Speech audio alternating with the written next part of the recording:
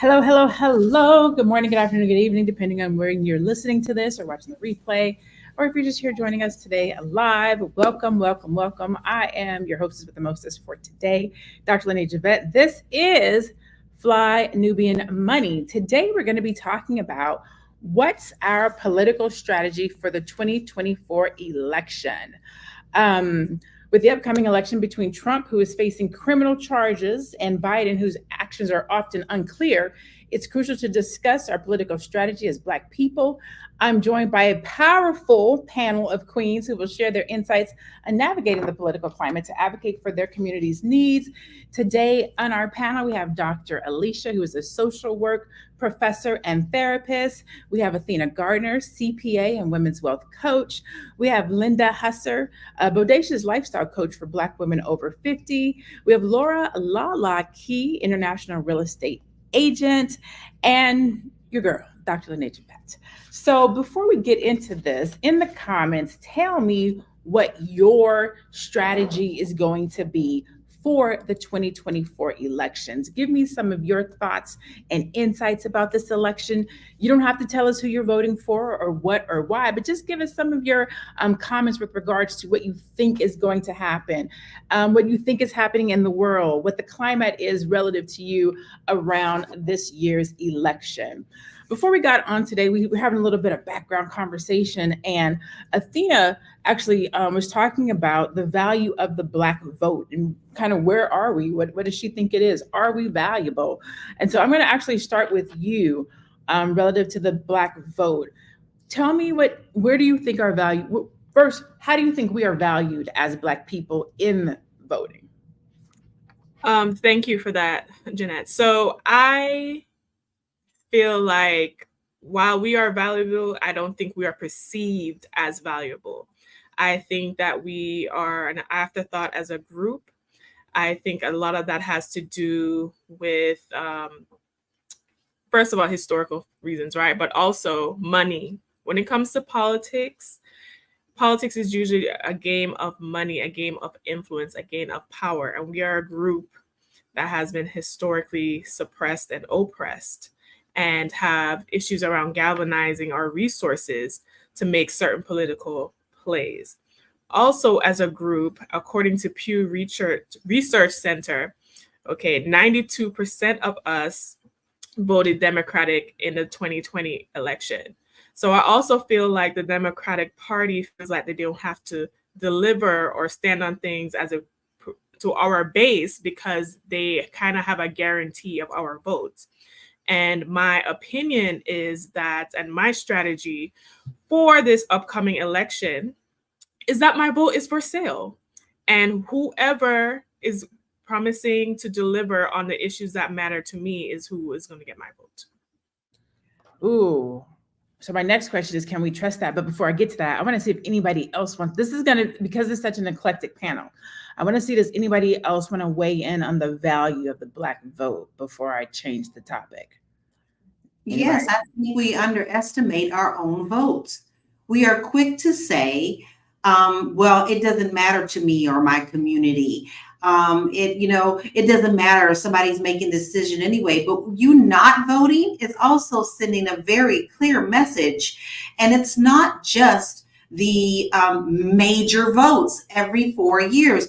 You need to be very active in the election process at all times. Anytime an election comes up, when it's small and they're looking for librarians and jailers, you better pay attention to who's on that ballot, because that affects the kids that you're raising, that affects your community, it affects your churches, it affects your livelihood, it affects your neighborhoods. We underestimate the power of our vote. Whereas it used to be in my generation, when my mother came through civil rights and did everything, she would take me to the polls and show me how important it was to vote. We're not doing that with our children because we don't take it as serious as we should. So I almost want to go to voter suppression, but I'm not going to do that just yet. I personally feel like after we fought for those rights to vote, voting was a very and I use the term religious loosely, right? It was personal. It meant something. We had to get to the polls. Like Lala was saying, her mom took her out there. There was pride in voting. And do you think that it was based on candidates then, or was it just the pride of being a Black person, an African-American person, and having the right to vote? Because today I think we're looking at the candidates and we're in this, the lesser of two evils type of a situation that makes us not feel like our vote values. Like, I got worse and worser. There's no good candidates. And so I think we've lost kind of the idea of what voting is. We've lost the pride in what voting is. We've lost the mentality of believing that our vote matters. Alicia, can you talk about that from your perspective? Yeah, I think that Black people have become very disillusioned by the political process. I think that we understand that our vote is important, and the powers that be, they understand that our vote is important. But I think the disconnect is, okay, so I voted for you, but my issues that are important to me and my community, that also needs to be just as important in between the election season. So, I mean, it makes us feel really uneasy when around election time, all of a sudden, all of these issues that are important to Black people are now all of a sudden talked about and discussed, but are real changes actually happening? And I don't know how many times and how many years and how many election cycle we can say, yes, I believe what you're saying. I hope you're not pandering to me. I will throw my vote your way, and then show me what you're going to do. So us as citizens who cast our vote, we also need to hold these people accountable to make sure that they're taking actionable steps in Congress when things happen, when business is happening. Make actionable steps to make sure that these things are actually happening. What you say you're going to do, what you promised us you were going to do. If we cast our vote in your direction, show us what you're doing on the other end to advocate for us and what's important to us in our community. I like that. Linda, what do you think? Do you feel like we are in a lesser of two evils, worse versus worser? What are your thoughts around this in particular, this season of election right here? Well, again, my challenge to Black people, not my challenge to Mr. Trump or Mr. Biden, my challenge is to Black people. First of all, we've got to stop waiting for somebody to save us. All of these things that we talk about, we know that they are more or less using us as a demographic, right? So we have something they want, and we want something. So we as a people need to mobilize and be active and go to Congress and do all these different things, because we don't have a Megan's Law. We do not. We don't have a Keisha's Law. We don't have a Trey's Law. We don't have a Devontae's Law. We don't have any of that. And why is that? Because what we do is we talk about who's the worser or the lesser, instead of the crux of the issue is actually being active, not just voting, but being active. We don't have a Trayvon's Law. After all that, there is no Trayvon's Law. So that's my thought on that. Thank you. I like that. So Athena, how can economic policies impact the financial health of the Black community? And what should we be looking for in candidates, their platforms, given the current political climate? Well, that is a good question. So when I evaluate candidates, I look at my situation overall, but we're talking about finances, my situation overall, and who has the policy or the thinking that is going to advance me. So for example, currently Biden has proposed a tax plan that will cause capital gains tax to exceed 50%. Now, under current law and policy, the max of that is 20%. And obviously it increases the more income that you make, but that can severely cause people who invest, people who have your retirement plans and all that, that can affect that as well. Also, I know small business owners were affected when put in the plan to report certain amount of income, $600 above from Cash App and all these other places. So under Biden for the last 4 years, it seems like there have been different policies that have been put into place or in the works of being put into place that really affects the income and the business profitability of small business owners and people within that group. So I've always maintained that, and I'm not saying that I'm pro-Trump. Like I said, I'm independent, and whoever is supporting the issues that matter to me is who I'm going to vote for. However, when I encourage everyone, especially the Black community, to look at your current situation, who is going to support policies that help you financially? I know when Biden was running, the student loan thing was a big issue and is still a big issue in this country. Up until 20,000, depending on what kind of loans and status you have, was going to be forgiven. Now that was taken out of his control because the Supreme Court ruled it as, not being able to be done. But that would have been a great economic injection for people who already feel overwhelmed by debt in this country. So I will implore to everyone to just look at the overall candidates. What are they promising? Can they even deliver on what they're promising? And how that factors into your life and making your life better.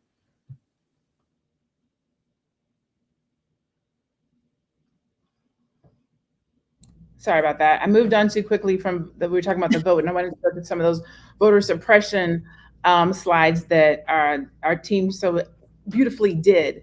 But before I do that, let me go ahead and reset the room.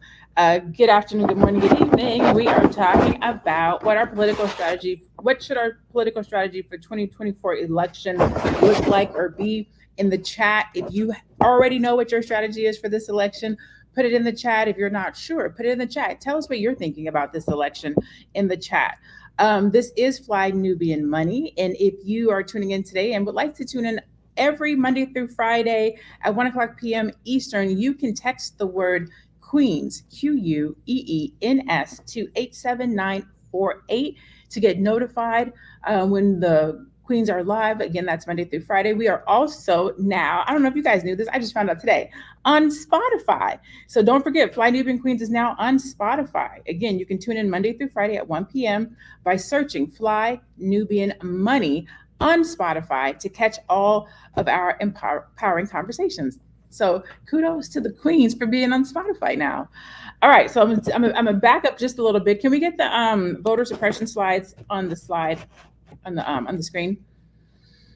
I think that it's important to just talk about, before we get into like the real strategy, the importance of protecting the rights that we didn't necessarily fight for, but our ancestors fought for, our grandparents, our great-grandparents fought for, that now befalls on us.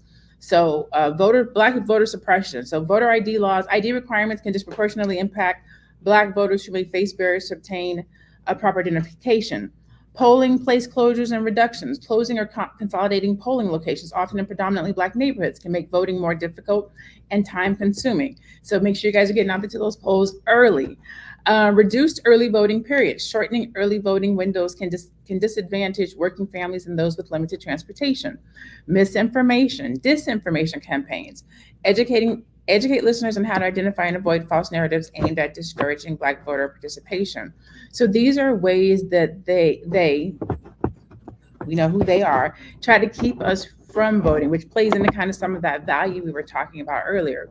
And I wanted to kind of lead with that so that as we're having this conversation, everybody who's hearing us, everybody who's listening to this conversation recognizes the importance of getting out there to vote, not telling you who to vote for or how to vote, but being strategic to make sure that your voice is heard, because they are doing a lot of work to make sure that your vote, your idea, your right is suppressed. Okay. So Dr. Alicia, how does political stress affect the mental health of the Black community, and how can we cope during this particular stressful election season? We know that there's voter suppression.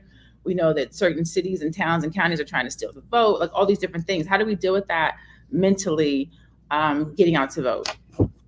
Okay, so we're in an election season and it can be very stressful because we're going to be we're going to be inundated with all these political ads and all of this constant exposure to divisiveness rhetoric. And we're going to be reminded of all the systematic injustices and all this pressure that's put on us to advocate for change in our community. And it's going to sound as if this is critical. We need to get out today. And if we don't act now, and this is the most important election year in your entire life. I mean, they're putting all of this pressure on our shoulders. So this political stress, it can, for many of us, have a profound effect on mental health, especially in the Black community, because these issues are important to us and we feel it in our communities, right? So I think that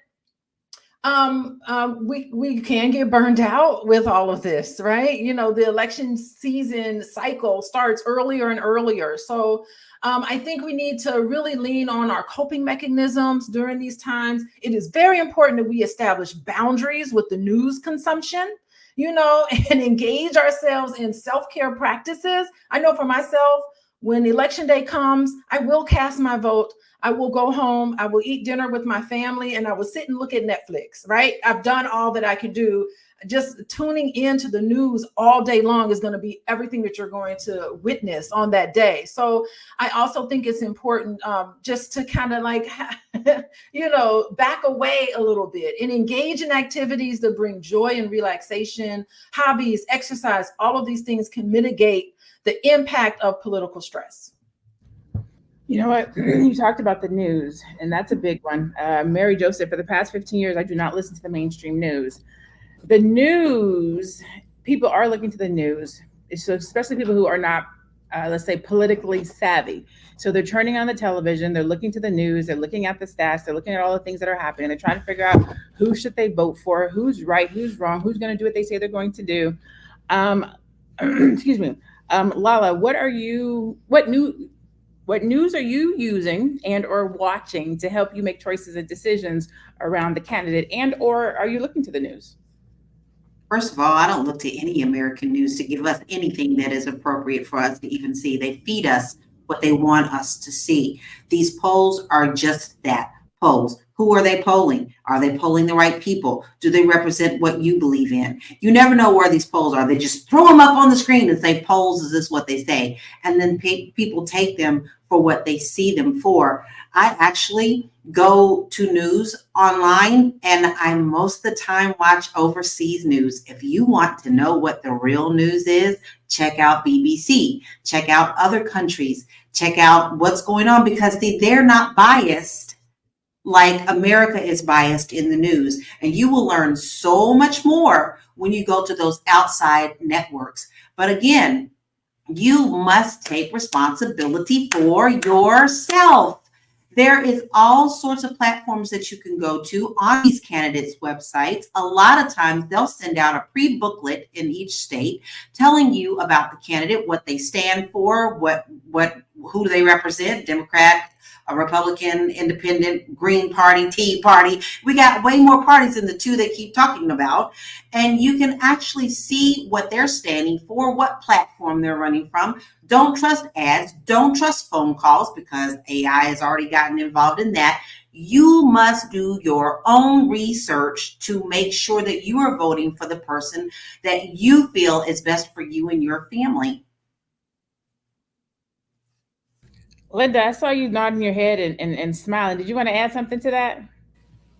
Well, you know what? This may not be necessarily a news source, but I really love Roland Martin. I love him because he is really doing his best. I love his panel. I love that he made a decision to leave CNN and the mainstream and do his own thing per se, finance his own thing, bootstrap his own thing so that he could really give us the real deal.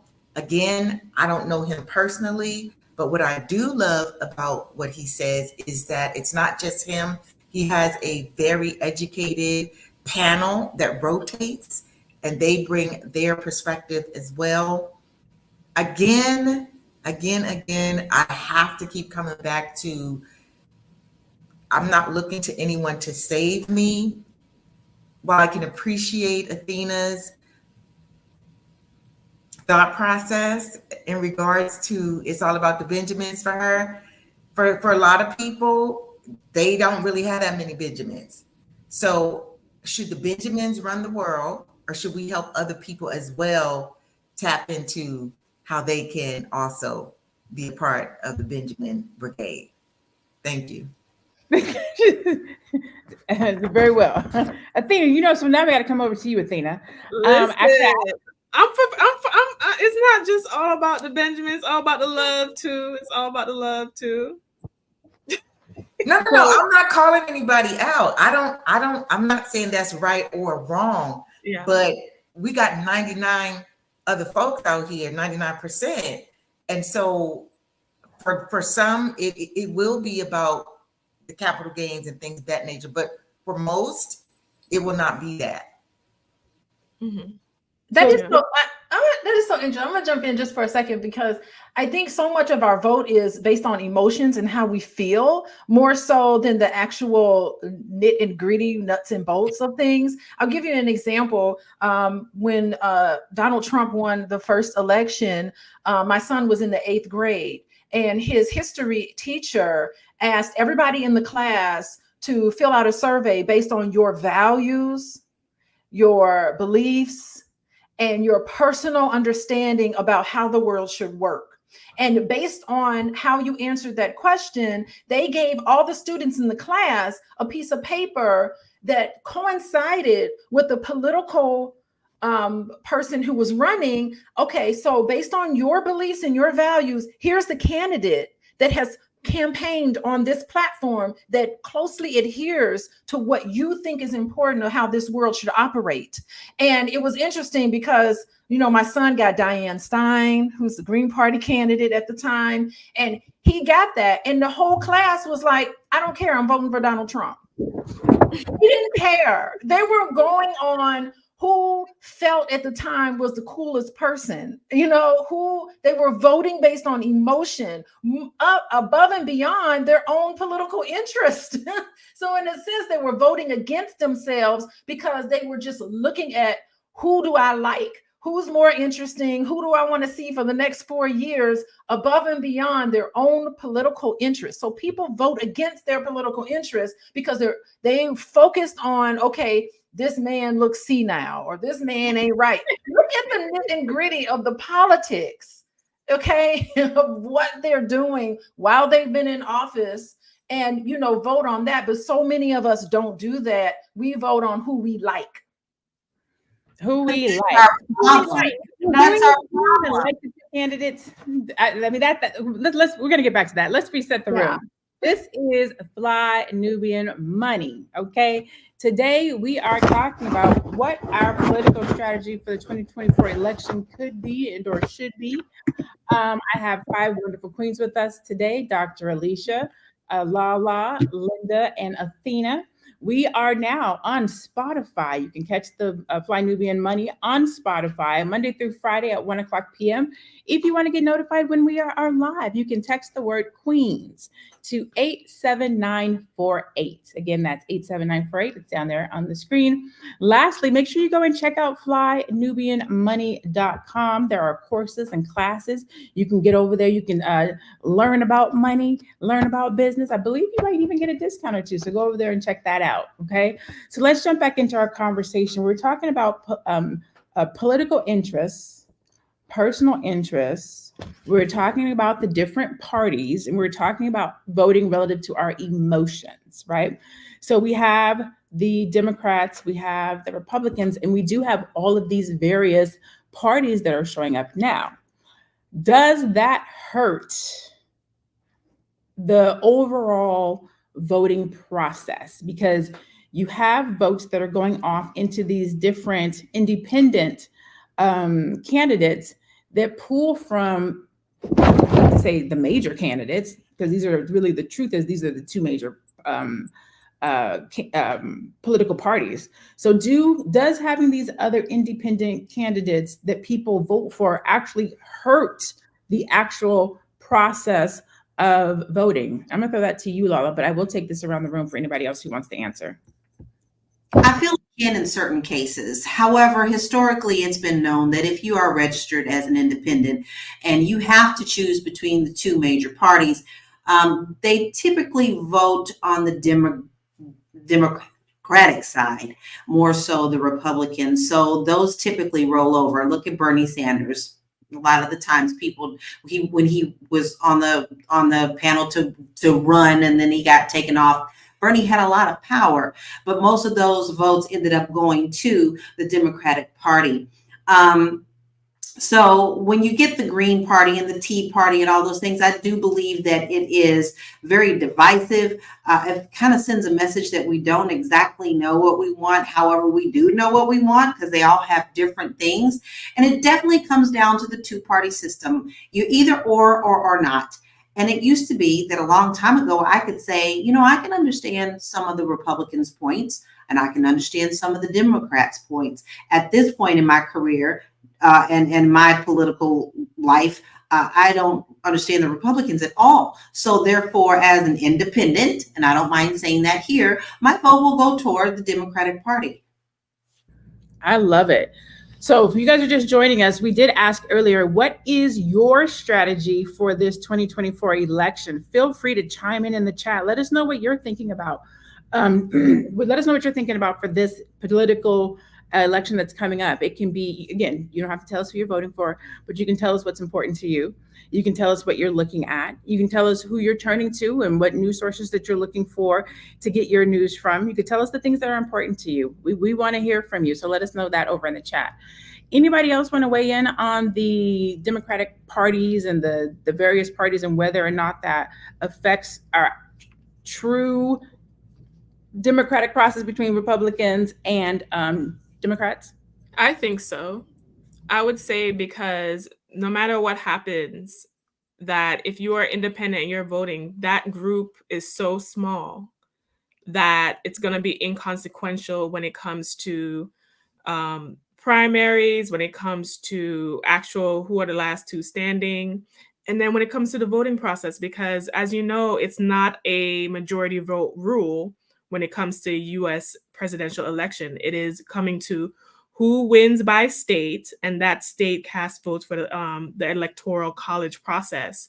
And most states are set up that the winner of the state gets all those votes, except for Maine and Nebraska, who gets proportional vote in the electoral college. So if you're voting, even if you are an independent thinking person, or you are as an independent, at the end of the day, you have to really pick a side between the main two if you want your vote to actually push one of them forward, because one of the two are going to win. So to what you were saying earlier, Nene, is that since one of the two are going to win, you're basically voting between the lesser of two evils and like voting based on which of the lesser two evils for you and the things that matter to you. Outside of money and business and student loans, there are other issues that you need to consider. This is a women's channel. Reproductive rights is a big issue, and we have seen a lot of change in that area with the Roe v. Wade overturn. Okay, we have inflation and other economic policy. People can't afford homes. The interest rates are higher than previous years. So look at holistically which candidate is going to be the one that supports you. And also, it looks like it is going to be an issue of the lesser of two evils, in my opinion.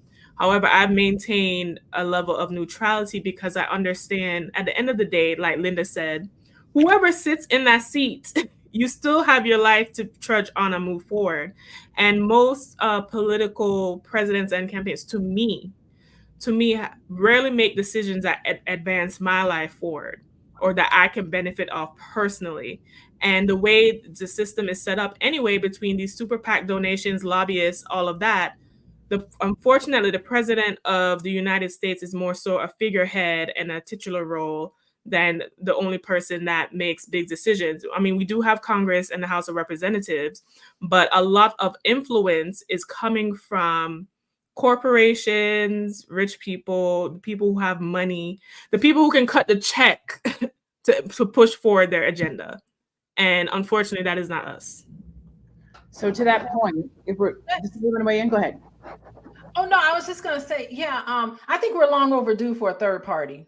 I think that choosing between two people is really no choice at all. And maybe if we threw our support behind the one political party that supports reparations for Black people, that's the Green Party. If we threw our support as Black people behind that one particular party, then maybe more people will start to take a third party idea more seriously. Maybe in the short run, we lose a couple of elections. Maybe we get some Republicans in office because our vote was taken away from the Democrats and pushed behind an actual candidate that supports what's important to us as Black people in the short run, but maybe that will send a message. It's time for us to now send a message that we are no longer going to be able to just blindly give you our vote because the Republicans are racist. We need to just get out of that. And they play to our emotions and manipulate us to vote in a certain way. Now, I will say in local elections, you can definitely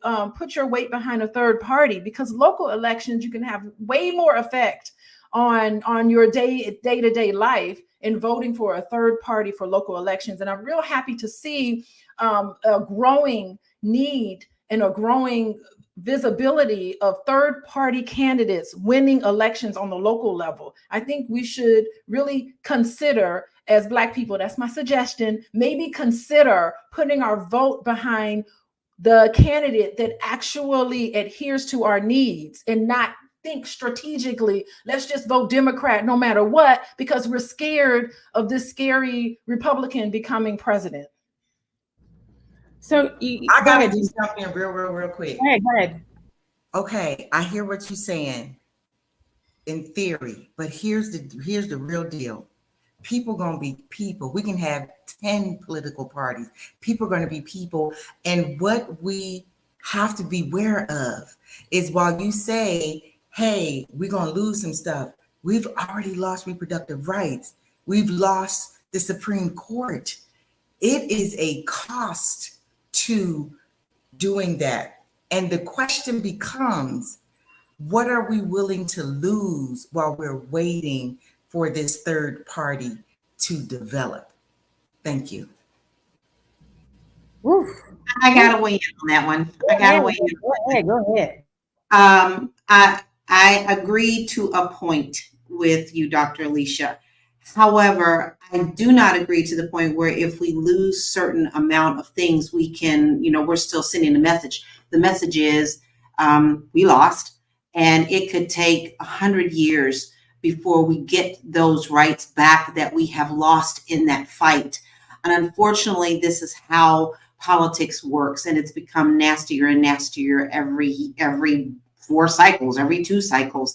I don't think that our communities especially can take the risk of standing behind a third party, although I wish we did. I do agree with that part, but we can't take the repercussions and the consequences that happen because of that. But I do agree with you. If only it was like in the movies and you had a third party and it all came together. I just want to say, we could all agree. I'm throwing these ideas out here because what we've been doing has not been working. It hasn't been working. Black people as a whole have not been better, no matter who's in office, right? It doesn't even affect us. Like, we got to do something different. So I understand the diverse opinions. And I do want to say one more thing. Listen, this is a very divisive time. We have people in our family who want to vote Republican. We have people in our family who want to vote Democrats. I understand that. And on an individual level, I think that we should just allow people to have different opinions. Right here on this platform, we can say and we can represent all different ideas. The thing is that we should not be in a position where we feel like everybody has to be in agreement. Let everybody voice their concerns. If there are people in your family who want to vote Republican, don't look at them and say they stupid. If there are people who want to vote Democrats, don't look at them and say they scared Democrats, scaring you into voting. I think we should just allow everybody to have their political opinions and their perspectives, and it be okay. No one has to think the same. So yeah, that's fine. I'm just throwing it out there because what we've been doing has not been working. So let me just ask this real quick. What is working and what is not working? Because I do also believe we put these terms up, and perhaps one of the challenges or one of the problems is nobody really knows what they really want, specifically have it in a book or on a platform. So when we say it hasn't been working, what are we talking about specifically? We're talking about Black people as a whole. We are dead bottom in every statistic you look at. But what I'm saying is we can't just be ambiguous. I feel that if we're going to mobilize and get people to move, like we talked about the LGBTQ, they had specific demands that they wanted. What I'm suggesting is when we say we're losing, what are we losing? What does winning look like? Let's mobilize behind some specific items so that then everybody is clear. We've got clarity. There's no ambiguity. And then we can use that to move forward with. Because a lot of people really don't know why they're voting, what they're actually. Athena is like, look, capital gains. You know what I'm saying? But for a lot of people, there is no there. That's why they can vote against their best interest, because they don't even know what their interest should be. I'm going to go ahead and concur. Actually, I agree with both. And let me tell you why. I do. And so there's so many different things. You guys just had a great back and forth. One, I'm only going to speak for Black people, right? When we're talking about winning and losing, and or just getting on the same page. So internally, as a community, we can't even get on the same page. It's one of our biggest reasons for not winning. One of us wants to call ourselves Blacks, others want to call ourselves African Americans. Somebody wants to focus on capital gains, somebody wants to focus on the homeless. Like, we can't even get on the same page. There's that. But if we were just to speak about winning and losing is being at the bottom of everything, which is what Dr. Leisha was saying. We're at the bottom of, we're the least employed. We make the least money. We we're at the bottom of everything. That's losing. We're on the bottom is literally what losing is. Winning means we are making strides. We're making progress. It might be reparations. It might not. It might be that we make more money in our business. It might be that banks give us loans. It might be that redlining suffices. There's multiple, if not all, areas relative to percentages and statistics where we are losing. That has to change, right? And me personally, I don't know if that comes from who's in office. I don't know if that comes from voting. I don't know if that does not come from us as a community stepping up and filling in the gaps for each other. That's me personally from a political standpoint. It's one of the reasons why I'd be like, I'm iffy either way. I do go with the lesser of two evils. And again, the reason that is because they both pander to Black people come election time. They're both going to be the person that does everything for Black people, the savior. I'm going to come in and I'm going to give you this, and I'm going to say this, and I'm going to do all the things. And then they get into office and they don't do anything. Doesn't matter if it's a Democrat or a Republican. It's the same, in my opinion. It's the same snake with two heads. That's my opinion. So my question, I guess, to this panel is, when you are seeing that it doesn't matter who's in the office, a Republican or a Democrat, neither party is putting the issues of Black people first, where we can actually see it and feel it. We know that the independent party, if we vote for them, it doesn't help us either. What do?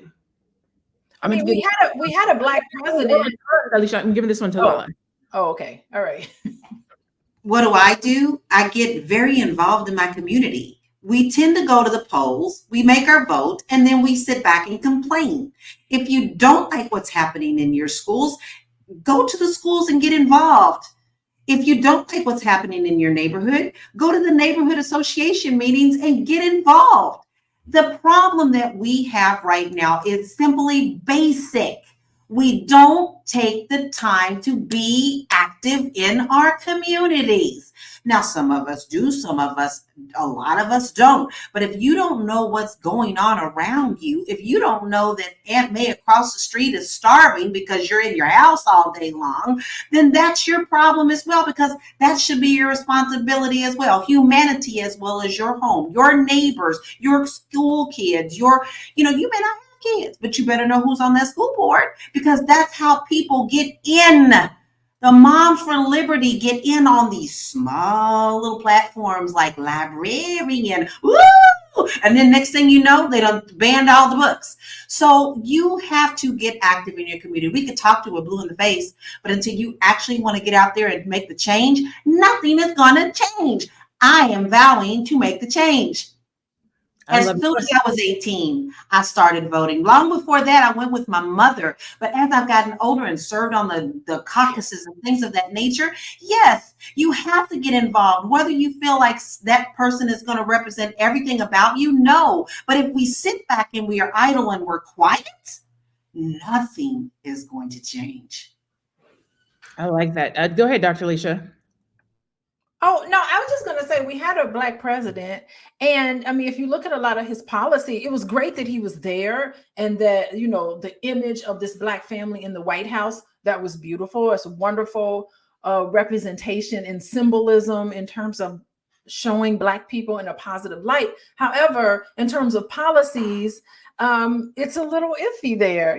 Some of the things that he's done, I don't necessarily disagree with. I love what he did for the LGBT population. I think that was long overdue, but and making sure that LGBT population had rights. I think that was seminal and very important. But when you talk about things specifically for Black people, I think it's more of a universal approach, right? Than specifically reparations for Black people, because he was not at all interested in reparations as a president. And he clearly spoke about that. I'm not interested at all in looking at reparations, but he did a lot of universal things that helped Black people kind of secondly. Yeah, I think that's what he did. So, I mean, there's a lot to be, that he left on the table that I feel like he could have done a little more. And I think that after the Barack Obama presidency, we see this big backlash with the Tea Party, and it just makes us kind of like shrug our shoulders and go, dag, now what? It's just like we're between a rock and a hard place of what to do politically as a group of people who are the one and only group of individuals that have yet to see reparations. Everyone else got reparations but us. That's true. And what I would like to say, and I appreciate everything you said, Dr. Alicia, there was a point that was made earlier about how we don't have like a consensus as a group of what we want or what we would like to see. Should we just a magic wand just appear and we could just get certain things on the agenda met tomorrow? There would probably be some big debate over that. So I actually came up with some things that if, I was the president, we could just give to Black people. Like, these are the things that I think maybe we should look into or ask for. So I'm definitely pro reparations. And I think the reparations should come in several forms. I think one, every household need a check, offer it. Two, I think everyone who's African-American living in this country should have student loan debt forgiveness. Whatever the loan is, the debt is forgiven. Free state college for Black people, a Black business fund that is earmarked to stimulate economic growth for Black businesses. And we can take all of this out the war budget, because we've been funding all these wars, honey, and we can find money to support Ukraine, support all these wars that we don't even need to be in. That could be where the money for the reparations come from. And also to create a baby equity fund. So at least $1,000 given to every Black child born that put towards their future retirement that they cannot take out. So by the time they retire, they have some for money for the future. So these are some ideas I'm just throwing out there that we could get behind as a people, as things that we can ask for as a Black agenda. I support that message. Question. This is something I've actually had this question behind closed doors with friends when we were talking about Obama specifically, but I think it applies to all candidates and or presidents, etc. Do you think that Americans, rather, how do you think that they would react if even half of what she said was implemented, right? Well, if only Black people got free education, if Black people actually got reparations, if America actually said, "Oops, my bad, we suck, we effed up, slavery was bad, it was our fault," like I feel like America would lose its mind if it had to take any accountability for the way that it has handled and treated Black people in this country. It's one of the this is my only my thought. It's one of the reasons why I think when a president gets into office, they talk about all these great things they're going to do for us, but then once they get in there, they kind of take their hands off, because if they were really to actually stand up and beat on their chest for Black people, America would lose its mind. What do you think? I'll start with you, Linda. Absolutely. They lost their mind when we had a Black president who did not get us reparations, who did not do a lot of different things. They lost their minds. Like, I think it was Lala said, the Tea Party, all of this stuff came because America had the audacity to vote in a Black man. And here's what I will say, and I'm just going to say it. I can't even imagine what would have happened, because he was very, if he had looked like Shaka Zulu, I'm gonna just leave it at that. Y'all can do whatever you want to with that description. It would have been doubly worse. And had we been the same people scaling those walls down at the Capitol, it would have been a bloodbath. It would have been an absolute bloodbath. It would have been bloody, whatever day that was, Bloody Tuesday, Bloody Friday. And the reality of the situation is we do live in a racist society who are appalled, I believe, on one hand, at what has happened with us as a people from slavery. But at the same time, because they know that everything that most of them have came from us and through us, that's what they really don't want to acknowledge. And so reparations would mean our bad, oops, and all that. They can give it to the Japanese, they can give it to the Chinese, they can give it to everybody, because they weren't an active part of building this whole country in the way that we did. And they don't look like Shaka Zulu. Anybody else want to weigh in on that? You're talking about people who couldn't even stand the fact that our President Obama wore a tan suit. The uproar of just him wearing a tan suit will tell you that we would have instant civil war. And the fact that they are canceling all of our DEI programs and cutting out scholarships and grants for people who just give to the Black communities will tell you right now, if we did that, this country would burn. And I do mean literally. I don't mean vocally. It will burn, because they cannot stand us having anything. They will never admit to this never being their land. It didn't even belong to us. Okay. They will never admit or give back to anything that has to do with anything that's outside of their whiteness.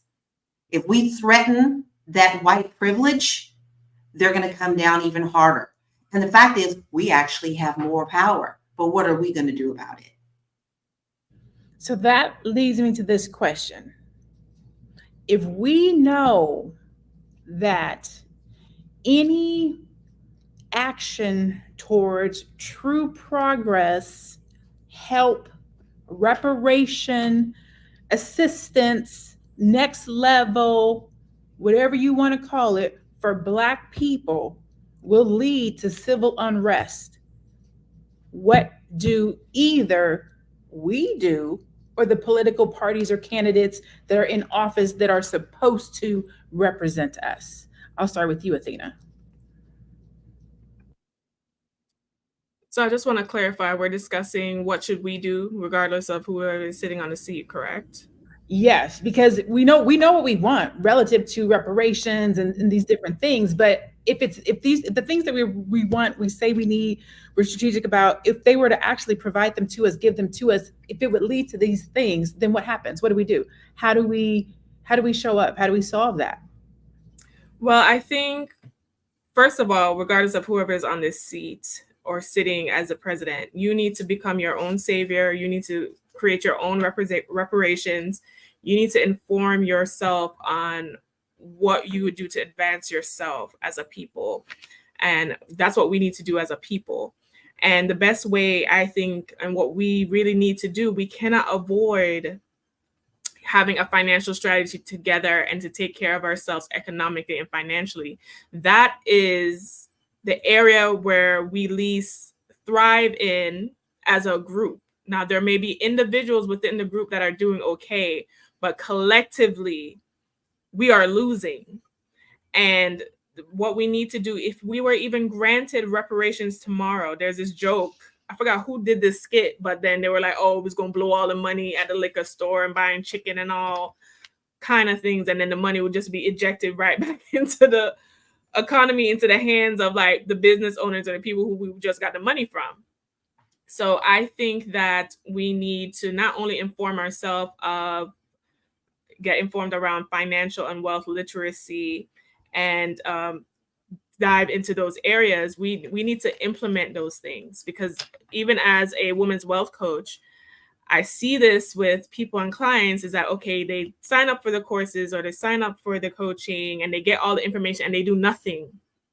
They do nothing. So today, wherever you're at, whatever income level you're at, whatever you're doing, if you commit yourself to not only seek the information, we are on our phones all day. We are on our phones all day. You can watch a ratchet TikTok video of somebody twerking, or you can watch a TikTok video of somebody telling you how to invest your money. The choice is yours, okay? The angel and the devil is on your shoulder, and you decide what you want to do. But I think that is where we need to become more of an action-oriented group instead of a group that likes to complain and likes just state the status quo. And we need to figure out at your level what it is that you can do today, regardless of whoever is on that seat. Me personally, I was just saying this to myself this morning. I was like, I need to review my retirement strategy, because there's certain things by the time I hit 40, which is like, I think a few years down the line, by the time I hit 40, certain things need to be met so I don't have to worry about those things, whether or not I'm with somebody or not, or whatever the situation is. I think we all need to look at finances, and for some reason, that is the area that we don't want to touch for some reason, or it's just taboo, or to acknowledge that we're just not winning in that area. All right, so we're down to our last is go around the room. I want to ask what each of your strategy is in this election. And then after that, we'll go back around and give where people can find you. So we'll start with you, Lala. What is your strategy for this election? What are you looking for? My strategy is to know what is on this ballot, who is supporting it, who's not supporting it, who in my community I can get with, who can I help go to the polls. I am all about being active and being involved in my government. This is my country. I will not be sorry to say that I am a patriot. You don't get to take that away from me. I will always stand for this country. And if I have to fight for it, I have to fight for it. But it involves me and my household first. And then that is what I suggest to you. A closed mouth never, ever, ever gets fed. So start with your children, teach them, and show them the way. It's been done before. We can do it again. And you can find me very easily. I made it very easy at bit.ly/laurakey.info. Awesome. Thank you so much. What about you, Dr. Alicia? I think my strategy, and this is what I recommend other people to think about, just focus on what you can control and what you cannot control. What you can control is you can go to the polls and you can vote if that's what you feel like you need to do, and vote for whoever you feel like you need to vote for, right? And even if you feel strongly about a political issue, just get with like-minded people who feel the same with you and decide how much of your energy you're going to devote to that, because we all have lives that we have to live, right? We can't just drop everything and go head in to this direction and work on these issues. So I think balance is important. Staying emotionally stable is important, and just recognizing there are some things that I can control and I can have influence of, and there's some things I have to let go. You have to let go and just work on filling yourself up and doing what you think is important for you. Oh, and if you want to reach out to me, you can find me at my website, coachingwithdralicia.com. And then you can also catch me on Instagram at Coaching with Dr. Alicia. Awesome. Thank you, Dr. Alicia. What about you, Linda? My strategy is to make sure that the people that I love, that I care for, are educated, are up on the issues, and this lethargy that is going around and the lesser of two evils and all that. I just don't think that's luxury language, and it gives a person a sense of despair and doom and gloom, which is definitely not what we need right now. However, people can choose to speak on things the way they choose to, but my strategy is to make sure that the people that I love are going to vote, understand the issues, because there is a gap between those who are really up on what's happening and those who are not. And to pretend like that gap isn't there, I believe we do that to our detriment.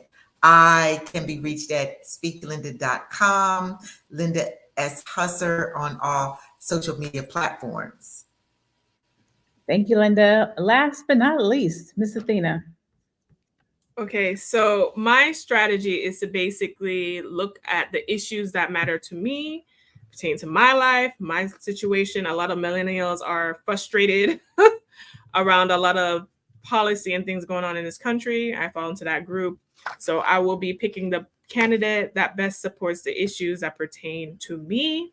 I will be watching the political theater as both parties and candidates put on a show. And I'll be focusing on what I can control, like Dr. Alicia said, because that is within the realm of power that I have. Also, I will be very much so vetting the local politics and what their platforms are, and vote locally as well. I feel like we always focus on the national main elections. I'll definitely be focusing on that. If you want to reach out to me, you can find me at wewealthwomen.com, especially for you ladies who want to level up your economic bag, regardless who is sitting on the seat. That is where you can find me. I love it. I love it. Thank you so much. So today we've been talking about what's our political strategy for the 2024 election. This is Fly Nubian Money. Again, you can catch us on Spotify every Monday through Friday at 1:00 p.m. Eastern. You can also text the word Queens, QUEENS, to 87948 so that you can subscribe to the YouTube channel so you can be notified whenever we go live. I'm Dr. Lene Javette, and my strategy for the 2024 election, and I think beyond, is really to pay attention to the candidates, pay attention to what they're saying, pay attention to what they're not saying, pay attention to who their homeboys are, to who their homegirls are, pay attention to the things that they've said in the past. I do believe, unfortunately, that we are operating from the perspective of one snake with two heads. Therefore, regardless of who we vote for, we're voting for the same person. I do believe that we're currently in a place of the lesser of two evils. I do believe that both of these parties, not even individuals, are not for us as a Black people.